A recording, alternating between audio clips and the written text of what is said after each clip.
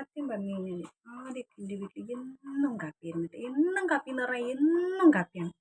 അച്ഛൻ കാപ്പിയെ കുടിക്കുള്ളൂ, അമ്മ അതുമായിട്ട് അഡ്ജസ്റ്റ് ചെയ്ത് ഒക്കെ ചെയ്ത് പോകും. പക്ഷെ എനിക്ക് കാപ്പീനെക്കാളും ഇഷ്ടം ചായയും കേട്ടോ.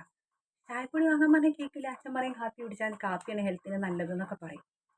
പക്ഷെ ഇപ്പോൾ ബോച്ചനെ കൊണ്ട് കിട്ടിയൊരു ഉപകാരം, എവിടെ നോക്കിയാലും 40 ഉറുപ്പ്യൻ്റെ കാപ്പിപ്പൊടിയുണ്ട്, അതുപോലെ പ്രൈസും ഉണ്ട്. അതുകൊണ്ട് വീട്ടിലിപ്പോൾ ഇതാ ബോച്ചെ എന്ന് പറയുന്ന ആളുടെ ചായപ്പൊടി ഇഷ്ടം പോലെ ഉണ്ട്. എന്തെങ്കിലും കാരണം കൊണ്ട് പ്രൈസ് അടിച്ചാലോ എന്ന് വിചാരിച്ചിട്ടാവും അച്ഛൻ ഇപ്പം ഈ വക സാധനങ്ങളൊക്കെ വാങ്ങിച്ചുകൊണ്ട് വരും. കൂടത്തിന് അമ്മി പുറത്തുനിന്ന് വാങ്ങിച്ചിട്ട് വരും, അമ്മി വേറെ വാങ്ങിച്ചിട്ട് വരും.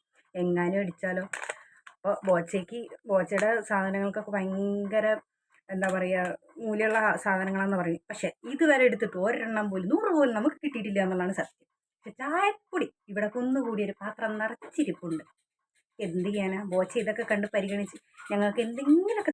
സത്യം പറഞ്ഞു കഴിഞ്ഞാൽ ആദ്യമൊക്കെ എൻ്റെ വീട്ടിൽ